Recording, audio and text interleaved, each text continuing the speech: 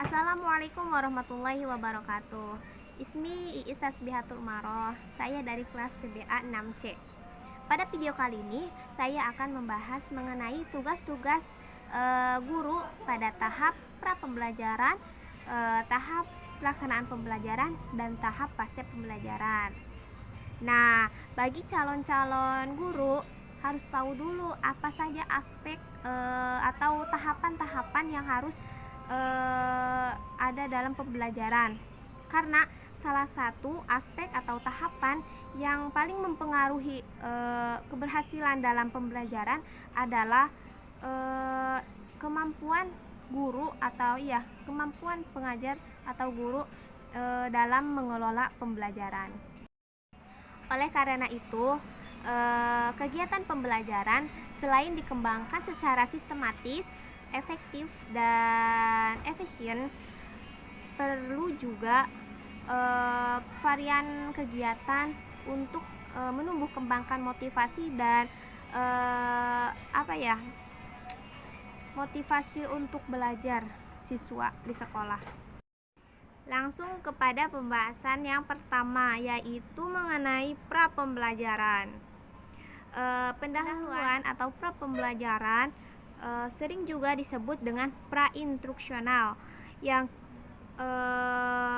tujuan utamanya ialah untuk menciptakan pembelajaran yang efektif yang memungkinkan siswa mengikuti pembelajaran dengan baik.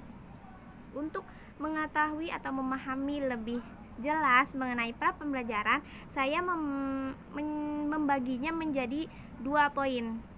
Untuk yang pertama itu menciptakan kondisi awal pembelajaran. Proses pembelajaran akan berhasil dengan baik apabila guru dapat mengkondisikan kegiatan belajar secara efektif. Kondisi belajar tersebut harus dimulai dari tahapan pendahuluan pastinya atau awal pembelajaran. Jadi upaya-upaya apa saja sih yang harus dilakukan untuk mewujudkan tahapan awal atau pra pembelajaran dengan baik? Nah, yang pertama itu menciptakan sikap dan suasana kelas yang menarik. Yang kedua itu mengabsen siswa, dan yang ketiga itu menciptakan kesiapan siswa dalam belajar. Upaya untuk mewujudkan awal pembelajaran yang baik ialah menciptakan suasana belajar yang demokratis. Nah itu dia untuk poin yang pertama. Dan untuk poin yang kedua ialah melaksanakan kegiatan apresepsi atau melaksanakan tes awal. Nah, kenapa sih harus ada pelaksanaan tes awal? Jadi penilaian awal tujuannya adalah untuk mengukur dan mengetahui sejauh mana materi atau bahan pelajaran yang akan dipelajari sudah dikuasai oleh siswa. Kemampuan awal tersebut sebagai dasar untuk kelanjutan bahan pelajaran yang harus dipelajari oleh siswa. Cara-cara yang biasa digunakan oleh guru atau oleh seorang guru untuk tes itu, yang pertama mengajukan pertanyaan tentang bahan pelajaran yang sudah dipelajari sebelumnya. Terus ada juga yang memberikan komentar terhadap jawaban siswa serta mengulas materi pelajaran yang akan dibahas. Ada juga yang membangkitkan motivasi dan perhatian siswa. Nah, jadi itu untuk poin yang pertama. Berlanjut kepada poin yang kedua, yaitu tugas guru pada tahap pelaksanaan pembelajaran. Nah, apa saja sih tugas guru dalam pelaksanaan pembelajaran? Yang kedua itu tahap pelaksanaan pembelajaran. Nah, di sini saya membagi lagi menjadi 4. Yang pertama, memberitahukan tujuan atau garis besar materi dan kemampuan yang akan dipelajari. Terus yang kedua, menyampaikan alternatif kegiatan belajar yang akan ditempuh siswa. Yang ketiga, membahas materi penyajian bahan pelajaran. Dan akhir itu yang keempat adalah menyimpulkan pelajaran. Jadi kan dibagi 4 ya. Terus kita bahas satu-satu yuk. Nah, yang pertama itu memberitahukan tujuan atau garis besar materi dan kemampuan yang akan dipelajari. Iyalah, masa kita sebagai guru langsung saja gitu, tidak. Tapi kegiatan paling awal sebenarnya itu yang perlu dilakukan guru sebelum membahas pelajaran adalah memberitahukan tujuan atau garis besar materi. Dan apa ya, sehingga siswa menyadari dan mengetahui apa yang harus dipelajari untuk mencapai tujuan tersebut. Begitu, itu yang pertama ya. Lalu yang kedua itu menyampaikan alternatif kegiatan belajar yang akan ditempuh. Itu tuh maksudnya apa sih? Ini maksudnya dalam tahapan ini guru perlu menyampaikan pada siswanya tentang kegiatan belajar yang bagaimana yang harus ditempuh siswa dalam mempelajari topik-topik maupun kemampuan tersebut. Lalu yang ketiga itu membahas materi atau menyampaikan bahan pelajaran.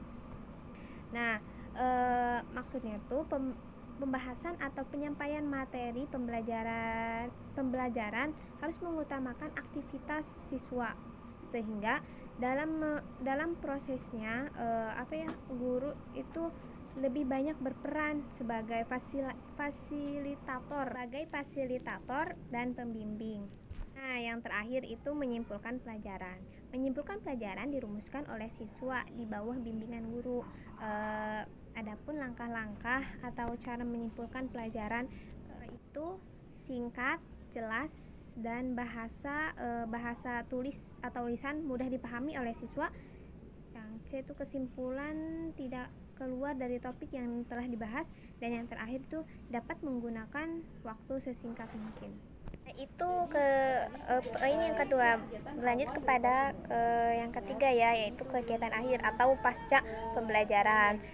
Kegiatan akhir dalam pembelajaran tidak hanya diartikan sebagai kegiatan untuk menutup pelajaran, tetapi juga sebagai kegiatan penelitian hasil belajar siswa dan kegiatan tindak lanjut. Kegiatan tindak lanjut harus ditempuh berdasarkan pada proses dan hasil belajar siswa. Secara umum, kegiatan akhir dan tindak lanjut pembelajaran yang harus dilakukan oleh guru diantaranya ialah: pertama, menilai hasil proses belajar mengajar. Yang kedua, memberikan tugas atau latihan yang dikerjakan di luar jam pelajaran. Yang ketiga, memberikan motivasi dan bimbingan belajar. Yang keempat, menyampaikan alternatif kegiatan belajar yang dapat dilakukan siswa di luar jam pembelajaran. Dan yang terakhir, berdasarkan hasil penelitian belajar siswa, kemungkinan siswa harus diberikan program pembelajaran secara perorangan atau kelompok. Kegiatan yang perlu ditempuh setelah melaksanakannya pendahuluan atau terus inti kegiatan atau kegiatan inti atau pelaksanaannya gitu dalam pembelajaran. Nah, setelah itu selesai, barulah penyimpulan pelajaran. Maka langkah-langkah yang selanjutnya yang harus dilaksanakan oleh guru adalah: pertama, itu melaksanakan penilaian akhir. Yang kedua, itu mengkaji hasil penilaian akhir. Dan yang ketiga, itu melaksanakan kegiatan tindak lanjut pelajaran. Dan yang keempat itu mengemukakan tentang topik yang akan dibahas pada waktu yang akan datang. Ya, mungkin itu saja yang bisa saya sampaikan di video kali ini. Saya Istasbihatul Maroh pamit undur diri. Wassalamualaikum warahmatullahi wabarakatuh.